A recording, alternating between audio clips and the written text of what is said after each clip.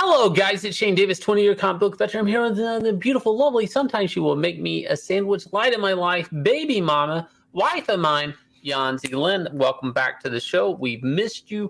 And today is the day we're talking a little bit about decimated DC, but we're also talking about chasing a trend in sales with bisexual. So here we go.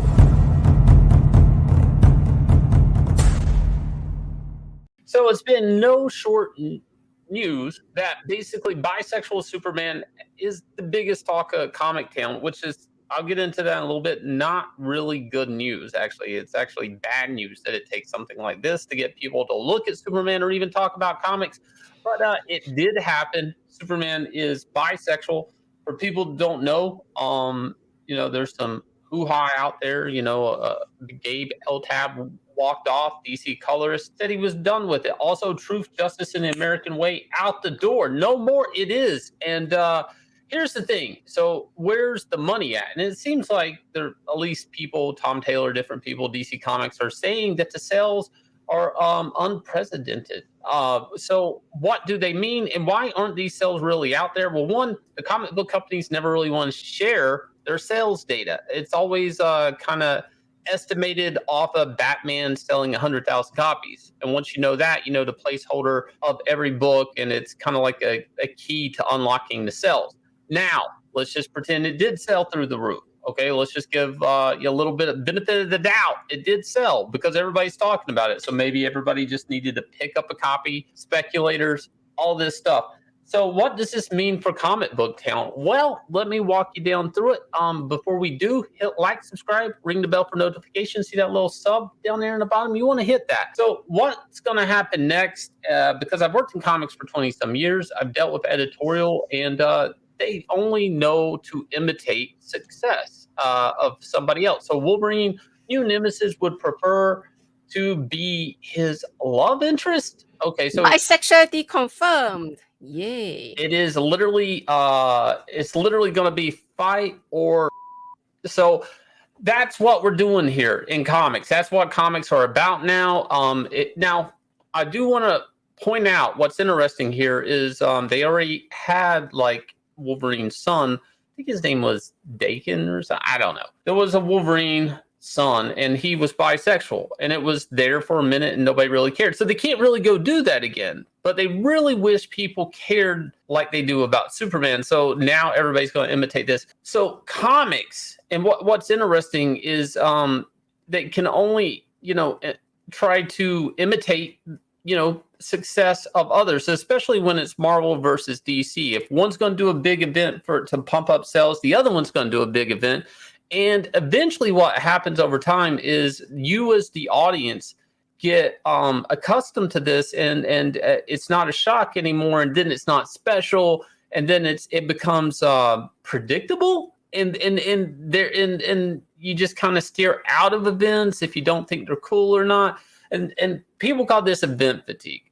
So there's another thing they used to do, and that was kill characters. Keep in mind, all of this is comics editorial, mainly, not creative, mainly driven by editorial. And I'll get into that in a minute. Let me quickly point this out, though. So it seems like this is an update from David Gabriel, Senior Vice President of Sales. So, this is the guy, the number cruncher guy. He is not the ideas guy. And he's telling people, oh, this is not a joke. So that should pretty much tell you where the orders are coming from. Yeah. The bean counters. And they want the numbers to keep their head above water. You have to understand, Marvel, DC, they're owned by giant corporations, entertainment corporations, either a phone company or Disney, whatever, it doesn't matter. What's important, though, is they have these quarterly reports that they have to justify why the comic division still exists. So whether it's good or bad, they have to get people to go into shock, turn around, look at the characters, look at the books, get talked about in mainstream media if they can, whatever it takes to get you to randomly call your comic shop and say, I just saw on the news this issue of whatever, do you still have it? And then you're going to GPS this comic shop, and you're going to buy that one comic, maybe pay more for it, and you're never going to return again. It's called a speculator type of boom marketing. It's speculator marketing 101. So the problem with this is, and why this always is a projection downward, is because it never lasts. They're going to have to do it again. This is kind of like a junk food energy. It's not sustainable. It's and you're going to have to do it again. I don't know. It's kind of like the one magic trick you can only do once, like blowing up. It's like, yep, it's a good trick. You can only do it one time though. Except then there's reboots. So this thing here with Marvel killing characters and then they would come right back didn't really matter. Becomes predictable, and people quit tuning in. So then they have to come up with another trick, and sometimes they just come across something that works somewhere. And there was the case of Batgirl, and it's interesting. It came up, if you scroll down, there was basically this cosplay type Batgirl suit, and everybody went crazy for it. Sales shot up. It was drawn by Babs Tarr, written by Sex Offender, actually. Anyways, the point of this, Cameron Stewart. The point of this is, in the end, what does the company do? Sell a lot of Batgirls? Sure, maybe, kind of, sort of. But let me scrub that formula on our whole line of characters, and we ended up with the DCU. Now, that's not DCYOU. And the whole point of it was, why don't you see more of yourself in our characters? And where this fails, and will always fail, this type of marketing, is these characters are cool because they are not you. You are not Batman. Your parents weren't gunned down in Crime Alley, by Joe Chill. And that's why you go to Batman, because you're like, that dude's life sucks in the end, but he's super cool at the same time. I'm glad I'm not Batman. I love my mom and dad. But, it's cool to watch him, be tormented by this the rest of his life and be knock the teeth out of Joker. There's things like this.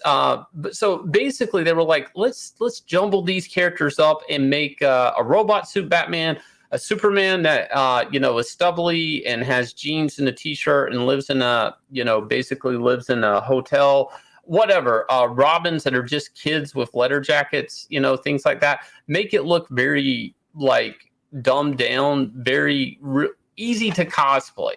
You too can be a superhero. So how did this work out? Well, not too well. And this is, again, the imitating success, because you don't have a new idea. And we're talking about corporate people that are giving orders down to creative people, writer and artist. And basically this ended with DC Comics promising retailers and readers 12 issues on this. That this looked like such a joke. They're like, we're really committed to this for at least 12 issues. And what did they do? They had to pivot because the sales dropped so bad. And they ended up with like 8-issue runs on this. They had to cut it 4 issues short. And a lot of retailers were upset about this, but wait, we're going into DC Rebirth. So let's go back to the old. And that kind of is what this Superman thing is in the end, is let's change things around. People will talk for a second. And then, well, it's okay. We can always go back to evergreen Clark Kent, Superman, Lois Lane, and go back to classic. Now, what's interesting with this case is this, for some reason, got a lot of attention. But what's bad about this at the same time is the comic divisions, the people that run Marvel and DC Comics, cannot distinguish the difference between good attention and bad attention. And at this point in their life, because sales are so historically low, that we're taking credit for manga, we're taking credit for YA, that it doesn't matter. Because as long as at least they can say we're virtue signaling and we're getting attention, maybe in this transition of corporations batting DC Comics around to one another, from AT&T to Discovery, they can say, give us a look. People are looking at us, so don't slit our throats in front of everybody. And that's kind of what's happening right now. Can you imagine if Discovery shut down DC Comics right now? They would be considered like phobic as a company. And there's things like this nobody's talking about. Right now we have bisexual Robin, bisexual Superman. I think Aqualad is he's gay, and Wonder Woman on Wonder Woman's island, Themyscira, recently they introduced the idea of trans women as Amazonians. So, and in this transition between corporations and DC Comics not really making a lot of money, having a high overhead of corporate pigs on the teat, making these choices, giving very little money to creative who actually do create. It's very interesting that they took this posture of very LGBTQ. Like, wouldn't it be a shame if your corporation tried to kill DC Comics? What would that say about the new owners of DC Comics? And it's very interesting. I don't know how this is going to play out, except, you know, just like any of these other cases I pointed out, the sales will only go downward in this. This is like a one-time striking gold type situation. I mean, it really didn't even get that much interest on the Robin thing with Tim Drake. We talked about it on this show. Please hit like, subscribe, ring the bell for notifications. Look at that video.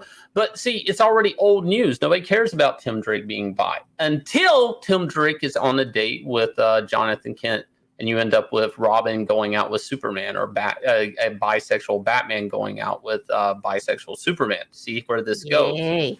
After I remember when we looked at this cover, John Kent here was very strangely holding a mug with a Batman logo on it. So hints from the future, maybe? Right.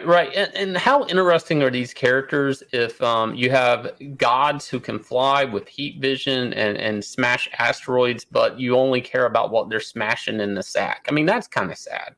That is sad. But you know what's not sad is, hang on. Inglorious Rex hits $214,000, and moving onward and upwards, we got 8 days left on this little campaign. Well, it's not so little anymore. It is Rex size, I would like to add. Please go over there, check this campaign out, and I'll show you the trailer for Inglorious Rex, and we'll catch you guys again with another video.